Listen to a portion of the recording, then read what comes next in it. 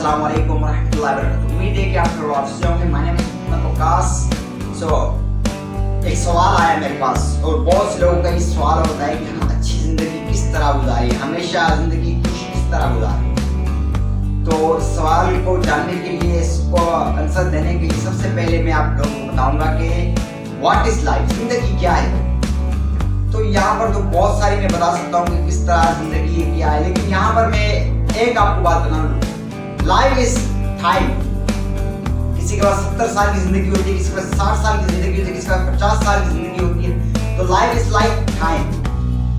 कोई लोग मर जाता है ना, ऐसे मर जाते हैं, तो वो मरता उस टाइम नहीं है, वो थोड़ा थोड़ा करके मरता है। फिर फर्ज एक डॉक्टर की जो डिग्री दी जाती है उसको, जो पहले 5 मिनट पहले क्या उसको पास डॉक्टर की डिग्री नहीं होती, जब वो डॉक्टर की डिग्री मिल जाती है तो क्या आपको क्या लगता है कि वो उस टाइम डॉक्टर था? ना, ये उसने 16 साल की मेहनत के बाद पहले प्राइमरी, फिर मिडिल, फिर सेकेंड ईयर, इस तरह से वो मरने पार करके आया है कि उसको आज वो उस मुकाम पे, आज वो ऐलान हुआ है कि वो आज डॉक्टर है। 16-17 साल की उसकी मेहनत के बाद ही उसको डॉक्टर। इसी तरह से इंसान जब पैदा होता है थोड़ा थोड़ा मरता रहता है, थोड़ा थोड़ा मरता रहता है, तो उसको एक 50 साल जिंदगी गुजर गई, 60 साल गुजर गई, 80 की दहाई में वो मौत हो गई।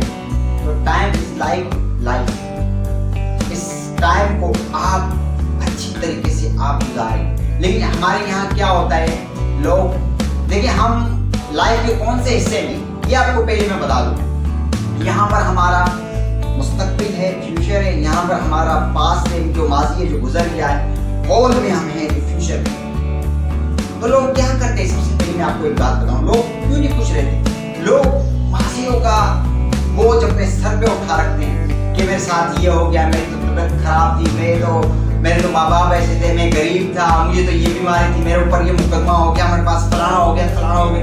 ये सारा बोझ उठा रखते हैं। जब ये सारा बोझ हमारे अंदर उठा रखेगा तो हम कैसे आगे बढ़ेंगे? एक गाड़ी की ब्रेक, जो हैंड ब्रेक होती है, अगर वो लगी रहे तो हम आगे जब जाएं, तो आगे हम गाड़ी को जाएं, तो आगे बढ़ें, तो गाड़ी किस तरह जाती है?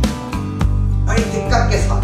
तो इसी तरह से हमारा जो लोग हैं वो माजी का सर पे, माजी को घसीटते रहते हैं, माजी का बोझ ये हो गया जी, वो हो गया। तो इस तरह से सबसे पहले हमें माजी से फ्री होना है।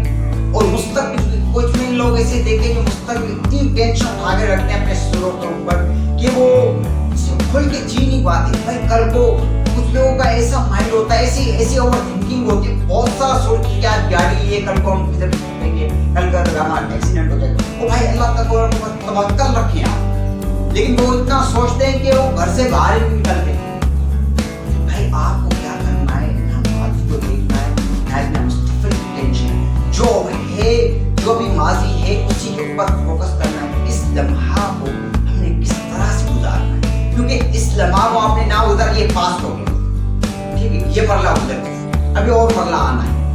सबसे पहले अगर आप अपनी खुश लाइफ जिंदगी गुजारना चाहते हैं, तो सबसे पहले अपने माजी के ऊपर जो है, आप इस टाइम जी रहे हैं, जो भी मैं आपसे बात कर रहा हूँ, तो मैं 100% आपको दूंगा। ये नहीं कि मैं पास्ट के बारे में सोचूं या फ्यूचर के बारे में, ना, मैं सिर्फ 100% दूंगा आप।